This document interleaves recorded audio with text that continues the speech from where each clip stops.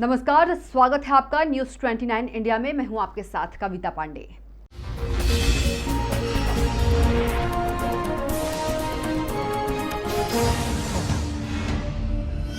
शनिवार को corona virus संकट काल के बीच प्रदेश भर में डॉक्टर सर्वपल्ली राधाकृष्णन के जन्म दिवस पर मनाया जाने वाला शिक्षक दिवस उत्साह के साथ मनाया गया। इस मौके पर शिष्यों ने गुरुओं से आशीर्वाद लेकर उन्हें उपहार स्वरूप भेंट की। वहीं पूर्व मुख्यमंत्री कमलनाथ ने भी शिक्षक संवाद कार्यक्रम के माध्यम से प्रदेश के सभी शिक्षकों को बधाई दी। कमलनाथ ने अपने संवाद में कहा कि पूर्व राष्ट्रपति डॉक्टर सर्वपल्ली राधाकृष्णन के जन्म दिवस को हम शिक्षक दिवस के रूप में मनाते हैं। शिक्षक से राष्ट्रपति बनने तक का उनका सफर हमें प्रेरणा देता है। कमलनाथ ने अपने संदेश में कहा कि शिक्षा और ज्ञान में बड़ा अंतर है। शिक्षा सिर्फ स्कूल कॉलेज तक सीमित है, लेकिन ज्ञान जीवन भर अर्जित किया जाता है।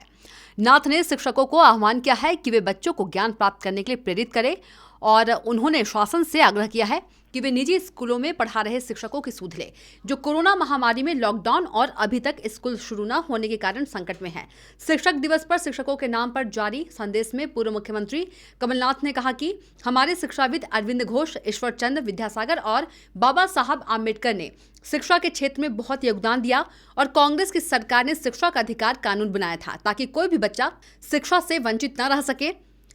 साथ ही नाथ ने कहा कि पिछले 15 वर्षों में हमारे मध्य प्रदेश में शिक्षा व्यवस्था में जिस स्तर की प्रगति और सुधार होने चाहिए थे, वैसे नहीं हो पाए हैं। Bureau report, news 29 India.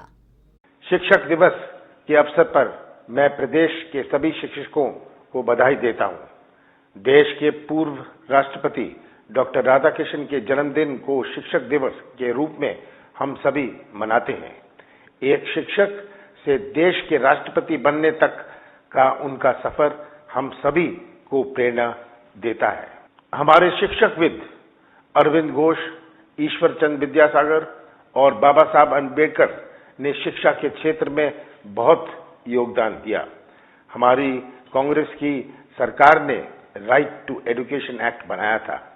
पिछले 15 वर्षों में हमारे मध्य प्रदेश में शिक्षा व्यवस्था में जिस स्तर की प्रगति और सुधार होना चाहिए था, वैसे नहीं हो पाया। शिक्षा तो सच और झूठ में अंतर करना सिखाती है। आज सच और झूठ में अंतर करने का भी समय है।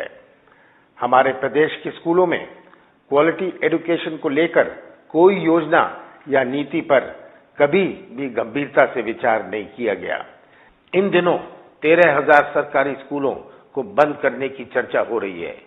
सरकारी स्कूल बंद होना सरकार की शिक्षा नीति की एक बड़ी असफलता है। ऐसी घटनाएं मध्य प्रदेश को आगे बढ़ने से रोकती हैं। आप सभी जानते हैं कि मेरी सरकार को काम करने के लिए 11-12 महीने मिले ही थे। हमें तो 5 वर्ष काम करना था। मेरी सरकार ने शिक्षा व्यवस्था में सुधार के लिए बहुत सी योजना पर काम शुरू किया था। मुख्य धारा की शिक्षा के अलावा कौशल विकास, व्यावसायिक और प्रैक्टिकल आधारित शिक्षा पर भी काम कर रहा था। मैं शिक्षा की प्रोफाइल बदलना चाहता हूं। शिक्षा ही देश का निर्माण करती है। पिछले 10 सालों में टेक्नोलॉजी का प्रयोग बढ़ा है। हमारी शिक्षा के विषय वही हैं, लेकिन सीखने के तरीके में बहुत बदलाव आया है। शिक्षा और ज्ञान में अंतर है। शिक्षा स्कूल और कॉलेज में प्राप्त की जाती है। ज्ञान जिंदगी भर प्राप्त करते हैं। आप बच्चों को ज्ञान प्राप्त करने के लिए प्रेरित करें। आज की पीढ़ी इंटरनेट की पीढ़ी है। शिक्षा और ज्ञान पाने के माध्यम बदल गए हैं। आपको इस बदलते दौर को समझना होगा। बच्चों में हमारे संविधान और लोकतंत्र के प्रति जागरूकता होनी चाहिए। इसके लिए संविधान की महत्वपूर्ण बातों को सिलेबस में शामिल करने के पक्ष में मैं हूं। शिक्षक के सम्मान की परंपरा को हम आगे बढ़ाना होगा। मेरी सरकार ने शिक्षक के लिए wall of fame Samman Yojana शुरू की थी। आपको प्रदेश की तस्वीर बदलने के लिए आगे आना होगा। मैंने 2019 में शिक्षा को लेकर भोपाल में एक सेमिनार किया था।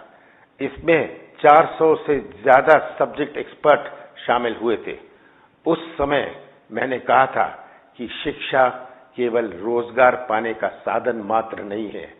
शिक्षकों में सेवा भाव का होना जरूरी है। हम ये नहीं भूलना चाहिए कि शिक्षा हमारे भविष्य को बनाती है। शिक्षकों के सरकारी सेवा काल को सुरक्षित बनाने के लिए मैंने कार्य शुरू किया था। मेरा ये कार्य अधूरा रह गया। आज प्रदेश की तस्वीर आपके सामने है। एक शिक्षक के रूप में आपकी जिम्मेदारी ज्यादा है। कोरोना महामारी के कारण हुए लॉकडाउन में प्रदेश की निजी स्कूलों के शिक्षक प्रभावित हुए हैं। मैं चाहता हूं कि प्रदेश की सरकार उनकी सुन ले। मेरे उन सभी शिक्षकों को याद करता हूं जिन्होंने मुझे पढ़ाया था। मेरी सफलता में उनका बहुत बड़ा योगदान है। एक बार फिर शिक्षक दिवस पर आप सभी को बधाई और शुभकामनाएं देता हूं। तो आप देखते रहिए न्यूज़ 29 इंडिया, एक देश सारे प्रदेश।